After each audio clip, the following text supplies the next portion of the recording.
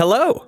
Hiding from the hostile Mogadorian race, the surviving members of the planet Lorian's people wander the Earth, changing cities and names and trying to lead a normal human life. However, neither in the wild mountains nor in the metropolis are they able to evade pursuit, and 3 of the chosen ones have already died. John Smith, the next in line, is not going to say goodbye to life and intends to track down all other survivors in order to combine their power and confront the attacking aliens. Watch this video to the end to find out what happens when the Chosen Ones and the Mogadorians clash, and how love plays a part in the story. In the depths of an impenetrable forest in a mountain gorge, 2 men are hiding in a small hut. One of them notices the arrival of uninvited guests, trying to silently open the front door. Armed with his blade, he peers into the darkness and sees nothing suspicious. But the next second finds himself in deadly alien tentacles. His partner flees at inhuman speeds through the thickets of the forest, but is unable to escape the danger either. A Mogadorian attacks the boy with a mark on his shin from behind, and tearing the shimmering medallion from his chest, executes him with a shimmering blade. The same medallion rests on the chest of Daniel, who is out on the coast racing jet skis with his friends. His incredible stunts catch the attention of an attractive blonde, who arranges a night out with him. While splashing around in the water, the couple gaze up at the starry sky, as Daniel is suddenly pierced by a terrible pain coming from a glowing spot on his shin. The frightened girl tries to help the boy, but realizes he's not human and runs away. Daniel does the same, doing his best to hide from prying eyes. At dawn, the boy is found by Henry, to whom Daniel reports that the 3rd one of them has died, and that a new mark has appeared in front of many witnesses. So the wanderers once again have to pack their bags and pack up on the road in search of yet another shelter. A lizard slips into the trunk of the car unnoticed and sets off with them. Many years ago, Daniel left the planet Lorian, fleeing from the Mogadorians in the company of Henry and 8 other chosen children. The rest of them have been exterminated, including his father, who left Daniel a box to be passed to him by his protector when the time comes. The cruel Mogadorians seek out the chosen ones on Earth and kill them one by one, causing each of the remaining ones to develop new burns on their bodies. 3 are already dead, and now mortal danger looms over Daniel. He must become the 4th. The fugitive's new hideout is the town of Paradise, Ohio, where Daniel will now go by the name John Smith. The men move into an old house on the outskirts. John is not allowed to leave it by Henry's orders. Unloading things from the trunk in the evening, John also lets out their small and stealthy traveling companion. Hidden from view, the lizard takes the guise of a dog and tries to break into the house while Henry and John are busy wiping the photos of the boy leaked on the internet. The friendly beagle found under a bush immediately evokes John's sympathy, and Henry succumbs to his pleas to keep the dog. While the buddies are settling into the new place, their old shack by the ocean is searched by an unknown blonde. Not finding any clues to the escapees' new location, the girl tears the hut to pieces, fearlessly walking through the blast wave under the protection of an energy field. The next morning, Henry is reading the town's archival news about the disappearance of a certain Malcolm Spellman, when John shows up and declares his intention to attend the local school, for which he has already prepared a fake ID. The protector grudgingly agrees to the idea, giving his ward a phone to contact him. While waiting in the principal's reception area for the paperwork, John witnesses an argument. A student named Sarah has posted compromising photos of her teacher online without his consent. John looks at the girl with interest, and by a lucky coincidence, the principal's secretary asks her to escort the newcomer to a vacant locker. After completing her mission, Sarah leaves John, who is immediately approached by a gang of bullies led by Mark James. The guys are snarky, but friendly, and offer protection if anyone messes with him. Local nerd Sam has no such privilege, and Mark humiliates him in front of John. This happens again at recess in the schoolyard, with Sam getting hit with a ball. John helps the poor guy, throws the ball back, and, to the amazement of those around him, knocks the receiver down with a powerful throw, while Sarah, watching from the side, takes a picture of the incident with her camera. In the evening of the same day, the photos appear on the girl's website, from where they immediately disappear thanks to the efforts of the vigilant Henry. However, shielding his mentee from unnecessary attention becomes increasingly difficult after John's hereditary abilities are awakened during class, and he runs out of the classroom with his palms on fire. Despite the protector's prohibition on using superpowers, the guy heads out to test his newly acquired strengths and discovers that he can easily launch a boulder into the stratosphere, run at inhuman speeds, and jump enormous distances. In the evening, John strolls carelessly through the streets of the city and runs into Sarah. Over conversations about photography, the couple reaches the girl's house, and she invites John to dinner. Her family welcomes the new acquaintance, and after the meal, Sarah invites John into her room to show him her photographic work. Mutual attraction moves them closer to each other. But the date is interrupted by the desperate barking of a dog outside, which forces John to leave. The couple's parting is secretly watched by Mark, who considers the girl his property. The next day, he arranges a nasty surprise for the newcomer and his nerdy friend. by putting a paint bomb in each of their personal lockers. Sam, seeing that his only photo with his missing father is now spoiled, pounces on the bully. He gets a quick retaliation, so then John takes the hit. However, the boy does not engage in the fight, but listens silently to Mark's hostile remarks.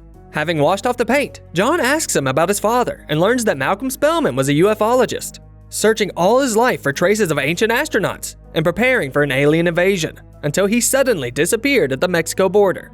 The guy also admits that he used to think his father was a genius, but now he's convinced he was just a regular nutcase. Meanwhile, Henry is investigating the circumstances surrounding Spellman Sr.'s disappearance too, and his search leads him to the abandoned steel factory where Malcolm used to work.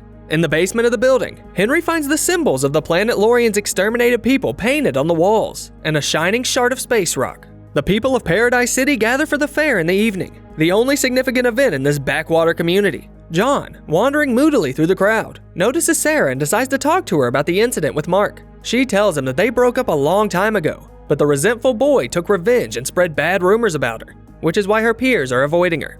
Encouraged by the prospect of a relationship, John asks the girl to show him the best ride at the fair, and together they set off into a maze of horrors called Haunted Hayride, at the entrance to which they are spotted by a lonely Sam. As they ride the creaky wagon further into the amusement ride, the couple encounter frightening exhibits, unaware that someone is watching them. The creepy coachman drops them off at the final spot, called Hell's Gate, where the walking part of the horror maze begins. Things seem less and less safe to John, as he suddenly notices a "Your Number's Up" sign on the gate. The anxiety that grips him is justified when the couple is suddenly attacked by a masked gang. By using his superpowers, John manages to deal with the attackers, and he rushes headlong to find Sarah, whom Mark has dragged deep into the woods to a waterfall. There, the jealous man tries to restore the relationship with the girl, and in the heat of his explanation, accidentally shoves her, miscalculating his strength. When John arrives, he pounces on his opponent, intending to break his arm, and only when Sarah asks him to desperately stop does he regain his senses. The trouble they've been through bring the couple closer together, and on the porch of Sarah's house, the lovebirds confess their feelings to each other. Overwhelmed with emotion, John returns home and on the way, suddenly discovers a new power in himself. Immediately, he receives a message from Sam, who reports that he saw what was happening in the woods. John goes to meet his friend and is immediately interrogated about his glowing hands. Sam is driven by a desire to find out if his father was a charlatan or a brilliant scientist who really did study extraterrestrial civilizations. The sincerity of his friend forces John to tell the truth, that Malcolm Spellman was right. Stunned by the sudden discovery, Sam is beyond excited. However, John providently takes his friend's word to keep it a secret, as he and the other surviving members of his people are in danger. The next morning, Sheriff James, Mark's father, visits Henry in John's house. The man questions the boy about a horrible fight at the fair, after which several of the boys spent the night in the hospital, though none of them gave away any details. John is just as evasive, and the sheriff has to retreat without any evidence to charge him. Henry marvels at his ward's growing strength, then suddenly informs him that they will have to move someplace else again, hiding from the Mogadorians haunting them. For the Chosen Ones must survive and unite to protect the Earth from enslavement. But this time, John resists his protector's instructions, and the latter has no difficulty in realizing that this is about love. Their verbal quarrel escalates into a fight, and despite John's superpowers, Henry easily manages to put him down. After letting off steam, the men manage to have a normal conversation. The protector tells John that the love he has for Sarah will be with him for life and that he will never be able to forget her. Having softened, Henry gives John 1 day to say his final goodbyes to her. The unknown blonde, meanwhile, is also following the trail of number 4 and his protector. The next morning, John intends to go to Sarah's place, but realizes that Henry is nowhere to be found, and his phone is answered by an unfamiliar voice who dictates the boy an address. Taking Sam as his partner, the guy goes to meet the kidnappers. At the given address, the buddies find a house. An unknown man is leaving when they arrive.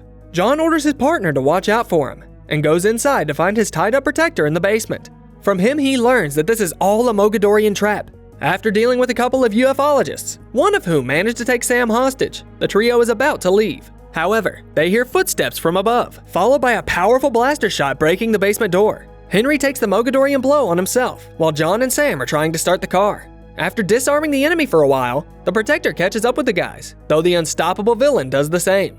Jumping onto the hood of the car, he's about to kill John, when Henry covers him like a human shield and is mortally wounded. Losing consciousness, the protector gives his ward a stone. It works as a locator and will help him track down the rest of the Chosen Ones. Henry soon dies in John's arms. Meanwhile, in Ohio, Henry and John are charged with terrorism and put on a wanted list. Before heading out to find the rest of the chosen ones, the pals return to town. John intends to say goodbye to Sarah. In addition, it turns out that Sam saw the other half of the space stone among his father's possessions.